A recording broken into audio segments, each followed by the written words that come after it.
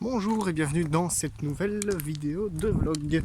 Voilà, donc comme je vous l'avais dit la semaine passée, on va rester sur le thème de l'hiver, de l'automne, de la saison un petit peu creuse en termes de nourriture.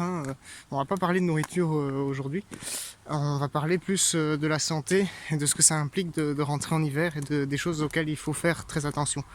Alors en matière de nourriture, on avait déjà parlé de toute façon, la dernière fois on avait parlé de la conservation, on avait parlé de tout ce qu'on peut manger, on avait pris conscience que en fait on n'est pas obligé de se rationner en hiver et qu'en principe on sait conserver un maximum de choses et avoir quand même de quoi se nourrir toute la saison.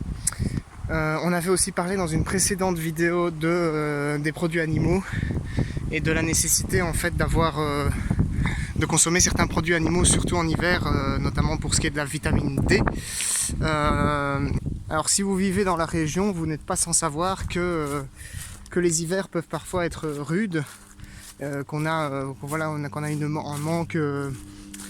un manque de lumière conséquent, il fait froid, etc.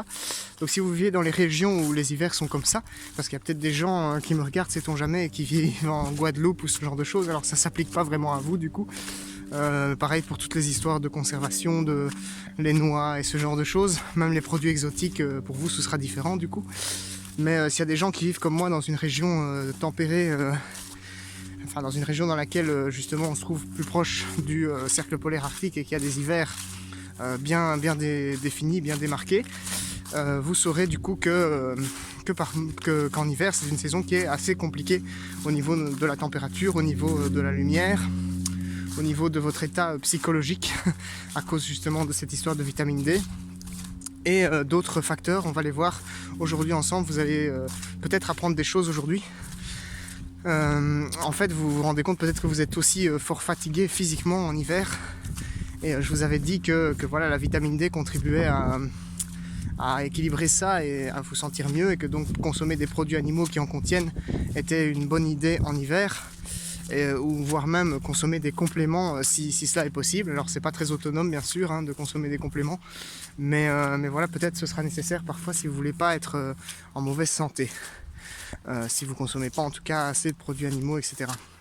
Donc comme je vous l'ai dit, on va parler aujourd'hui du comportement qu'on a en hiver en général dans notre société et qu'il faudra changer si vous vivez en autonomie. Alors si vous vivez en autonomie, vous avez la possibilité de changer drastiquement votre comportement par rapport à la société, et ça va comporter des avantages considérables sur votre santé. Parce que si vous observez les animaux autour de vous, vous allez vous rendre compte que leur mode de vie est très différent en hiver qu'en été, et qu'ils n'ont pas du tout les mêmes comportements, pas du tout les mêmes schémas.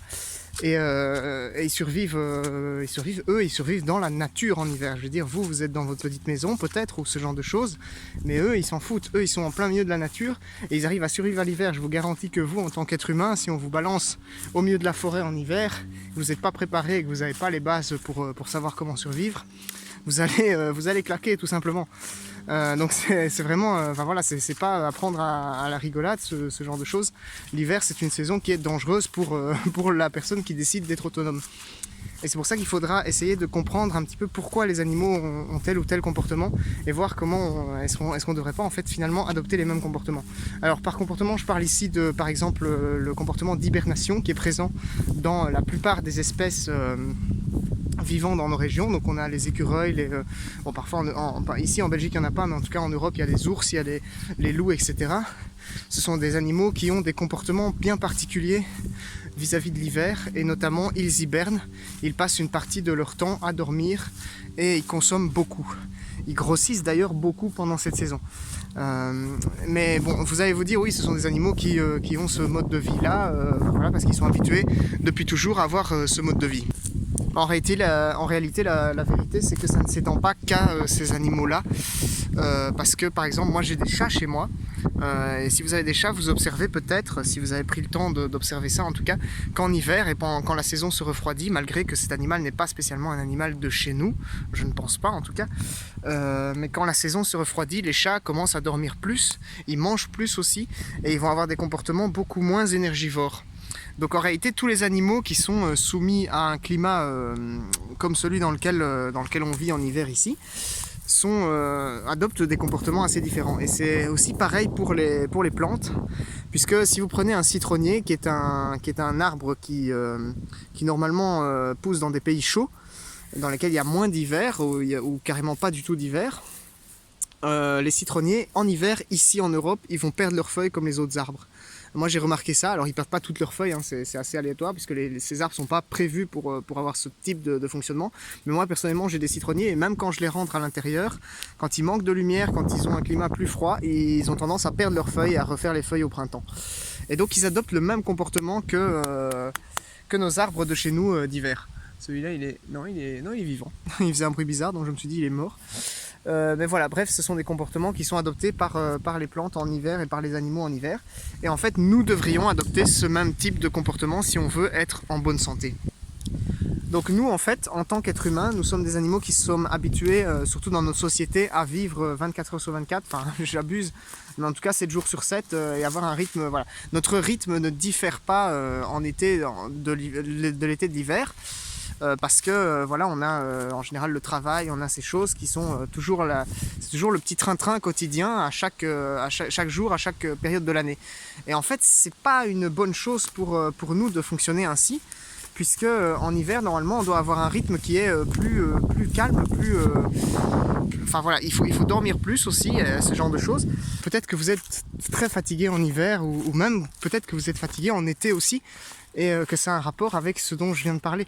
Parce qu'en général, on se dit, voilà, l'être humain a besoin peut-être de 7 à 8 heures de sommeil par nuit, par exemple. Et on peut se dire, voilà, ok, c'est comme ça, alors on va essayer de dormir 7 à 8 heures toutes les nuits, et il n'y aura pas de problème. Et après, on pourra travailler, on pourra partir au boulot et faire tout le train-train quotidien de notre société.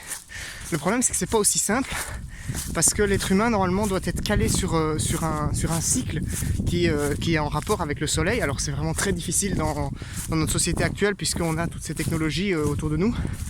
Alors si vous restez le soir devant un écran d'ordinateur, forcément votre cycle il est un petit peu altéré, donc c'est pas forcément valable tout le temps. Mais en tout cas, si vous suivez déjà au maximum le rythme du soleil, vous serez certainement en meilleure santé, et vous serez certainement mieux, que ce soit physiquement ou psychologiquement.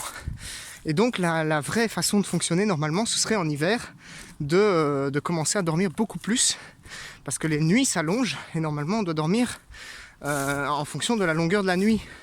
Donc par exemple, si vous allez dormir en hiver beaucoup plus tôt, quand le soleil commence à se coucher, ou peut-être un petit peu après que le soleil se soit couché, vous allez dormir à ce moment-là et vous vous réveillez beaucoup plus tard.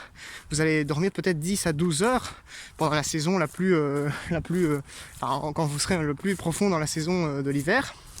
Vous dormirez peut-être 10 à 12 heures dans nos régions, si vous suivez le soleil, mais au moins vous serez reposé. Et la journée, si vous faites très peu de choses, je ne dis pas qu'il faut rien faire, je ne dis pas qu'il faut vraiment dormir toute la journée, hein, mais genre vous faites un minimum d'effort physique et un minimum d'effort même mental, vous serez beaucoup mieux.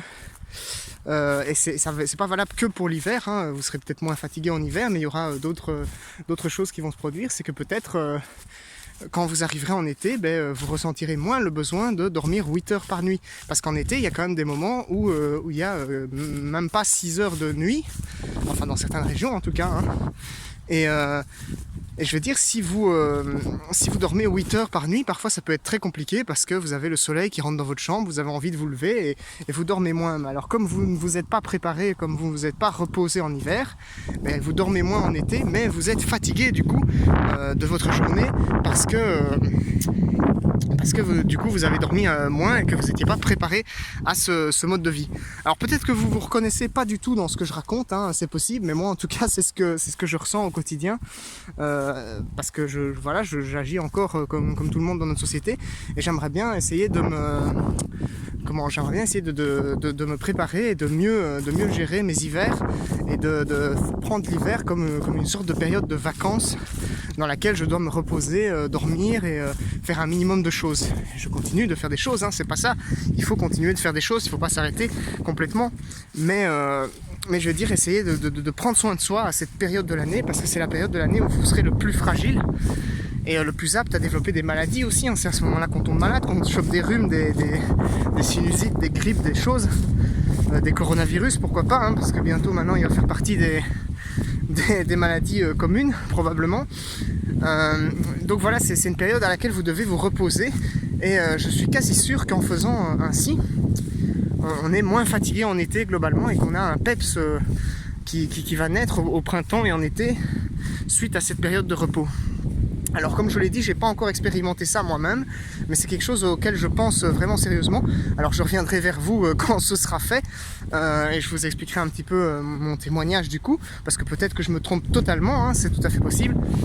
Mais voilà, en tout cas, moi j'ai l'impression que ça doit se passer comme ça, et j'ai l'impression que c'est pas pour rien que ces animaux ici en Europe, et même les animaux qui sont pas originaires d'Europe, agissent d'une certaine façon à l'arrivée de l'hiver, qui leur pousse à économiser leur énergie, à se reposer, à prendre soin d'eux, à se nettoyer, enfin voilà, tous ces comportements qui sont différents en hiver de l'été. Et on remarque quand même que certains animaux, bon je sais pas, par exemple vous allez prendre les oiseaux, les écureuils, tous ces animaux qu'on ne voit plus. Bon les oiseaux, il y en a beaucoup qui sont des oiseaux migrateurs, donc ils s'en vont simplement en hiver. Mais il y a aussi des oiseaux qui passent l'hiver chez nous, et c'est des oiseaux qu'on ne voit quasiment pas pendant la période d'hiver, mais par contre au printemps ils ont l'air d'avoir une énergie monstre, et ils vivent leur vie à fond au printemps. On voit qu'il y a de l'activité partout, les insectes aussi c'est pareil, il y a de l'hibernation chez les insectes, hein, c'est pas que les mammifères, hein. Enfin voilà, bref, il y a toutes sortes de choses qui me poussent à croire qu'à mon avis, ce serait une bonne chose pour physiquement et moralement de faire une sorte d'hibernation en hiver. Voilà, sur ce, j'espère que ces petites réflexions vous auront plu. Encore une fois, comme d'habitude, j'affirme rien dans mes vidéos, hein, même si parfois j'ai l'air d'avoir un ton affirmatif, c'est un peu ma façon de m'exprimer, il faudrait peut-être que je travaille là-dessus. Mais en général, tout ce que je dis, c'est vraiment, vous pouvez prendre ça comme un sujet à débat, hein. Vraiment, si vous n'êtes pas d'accord, mettez-le en commentaire. Si vous avez des contre-arguments qui peuvent être intéressants, on peut développer une conversation qui soit intéressante, constructive, et qui apporte des informations à tout le monde, qui fasse apprendre tout le monde. Bien sûr, balancez pas vos commentaires de rageux, hein. J'en ai déjà eu sur des vidéos, des gens qui prétendent ouvrir le débat, mais ils entament la conversation en commentaire par des insultes, et bon voilà, moi je suis pas spécialement disposé à répondre à ce genre de façon de faire. Mais bon voilà, si vous regardez encore mes vlogs régulièrement, c'est que probablement vous êtes abonné, et que probablement vous êtes un esprit bienveillant envers mon travail. Enfin je l'espère, sinon quel est l'intérêt de vous abonner, j'ai envie de dire.